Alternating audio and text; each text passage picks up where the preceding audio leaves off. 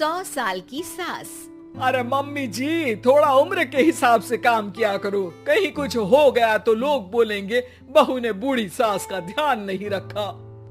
बहू, तुम भी थोड़ा कम और धीरे बोला करो। कहीं चिल्लाते हुए कभी कुछ हो गया तो वही लोग बोलेंगे 100 साल की सास भली चंगी बैठी है और बहू बेचारी चलती बनी। वैसे मम्मी जी, दादी बिल्कुल ठीक बोल रही हैं। हैं? क्या ठीक बोल रही है? वो जो कुछ भी बोले वो सास है, पर तुम क्यों बोल रही हो? बहू होकर सास से जुबान लड़ाओगी क्या? ऐसा बोलते हुए निर्मला को धसका उठ जाता है। कहा था ना, मत चिल्ला मत चिल्ला। तुझे बिना सास और बहू से जुबान लड़ाए बिना शांति नहीं मिलती। अरे माँ, दादी की बात सुन लिया करो, तुम्हारे भले के लिए बोलती है ना। अरे कोई भला नहीं, इन्हें बस मुझे परेशान और शो ऑफ करने का शौक है। हाँ। चल झूठी। इस परिवार में 3 पीढ़ी की औरतें रहती है, जिनका हर समय कोई ना कोई अलग ड्रामा चलता ही रहता है, जिससे और किसी का पता नहीं, लेकिन सूरज बहुत परेशान रहता है। माँ, पियाली और दादी, आप तीनों के पास एक दूसरे को सास बहू वाले ताने देने के अलावा कुछ काम हो या नहीं, पर मेरे पास जरूर है। इसीलिए पियाली जरा लंच ले आओ, मुझे ऑफिस भी जाना होता है। इस पर सूरज को लंच देती है और वो ऑफिस चला जाता है, जिसके बाद तीनों एक बार फिर अपनी बातों या कह लो कि नोक-झोंक में लग जाती हैं। इसी में दिन बीत जाता है। रात को सूरज के साथ उसके दोस्त भी खाने पर आते हैं। पियाली, मेरे कुछ दोस्त आए हैं। सॉरी, अचानक प्लान बना तो बता नहीं पाया। तुम जल्दी से डिनर बना दो ना। अरे वाह रे आलसी माँ की आलसी बेटी, पहले बिना बताए दोस्तों को घर ले आओ, फिर बोलो जल्दी से डिनर बना दो। इतनी जल्दी है तो खुद बना लो। अरे माता, सब बाद में दिखा देना, अभी खाना बना दो ना प्लीज। ऐसा बोल के सूरज दोस्तों के पास जाकर बैठ जाता है और पियाली डिनर की टेंशन में अपनी सास के पास पहुंच जाती है, जो अपने कमरे में आराम कर रही होती है। मम्मी, सूरज अचानक दोस्तों को घर ले आए हैं, क्या करूं अब? कुछ ऐसा बताओ ना जो जल्दी बन जाए और सर्व करते हुए भी अच्छा लगे। अरे रेस्टोरेंट से मंगा ले, दोबारा परेशान मत करना, सोने दे मुझे। इतने में दादी सास भी वहां आ जाती है।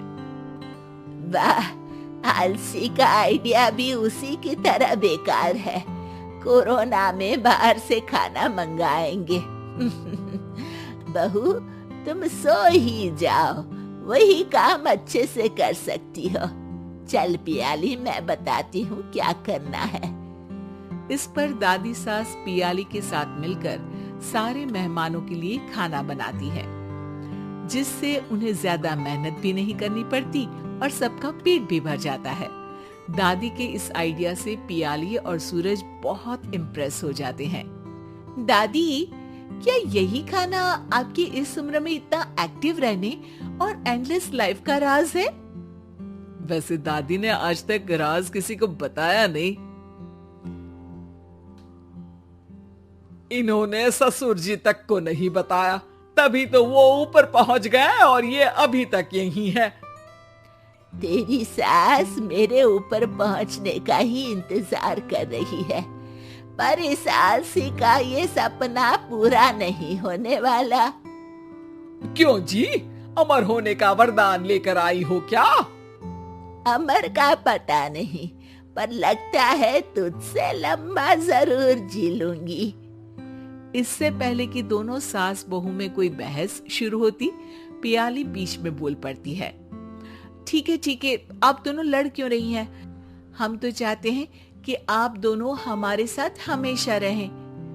पियाली की बातों पर दोनों शांत हो जाते हैं और उनकी लाइफ पहले जैसे चलने लगती है।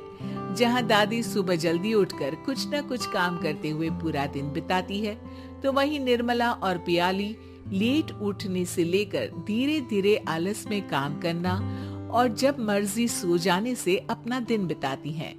एक दिन निर्मला की सहेली उनके घर आती है। अरे क्यों रे निर्मला, कैसे चल रही है जिंदगी? सब बढ़िया, बस ये बुढ़िया ऊपर जाए तो ज्यादा अच्छा होगा। अरे ऐसा क्यों बोलती हो?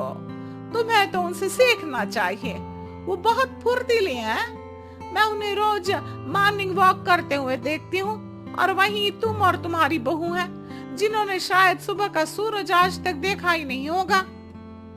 सहेली की बात सुनते ही निर्मला भड़क कर चिल्लाते हुए पियाली और अपनी सास को वहां बुलाती है, जिनके साथ सूरज भी वहां आ जाता है और ये सब देख सहेली वहां से चली जाती है। अरे सासू माँ, आपको हमसे क्या दिक्कत है? अब तो मेरी सहेलियां भी आपकी वजह से मुझे ताने देने लगी है। मम्मी जी, कुछ तो लोग कहेंगे, लोगों का काम है कहना, आप इग्नोर करो ना। अच्छा वैसे महारानी, वो तुम्हें भी वही सब बोल रही थी? है? मैंने क्या किया? अरे किलस क्यों रही हो? अब तो समझो और अपना लाइफस्टाइल सुधारो।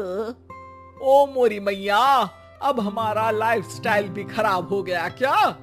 आपका तो हाई फाई है ना, बस उतना ही ठीक है। तुम लोग हमेशा पूछते हो ना कि मेरी इस उम्र और अभी भी इतने एक्टिव रहने का राज क्या है, तो वो ये लाइफ स्टाइल ही है, जिसे हाई फाई नहीं पर सिंपल कहते हैं। दादी, अब कहना क्या चाहती हो? यही कि मैंने अपनी जिंदगी में बहुत किताबें पढ़ी हैं, जिनमें एक किताब से मुझे ये समझ में आया कि हम कितने गलत तरीके से जिंदगी जीते हैं।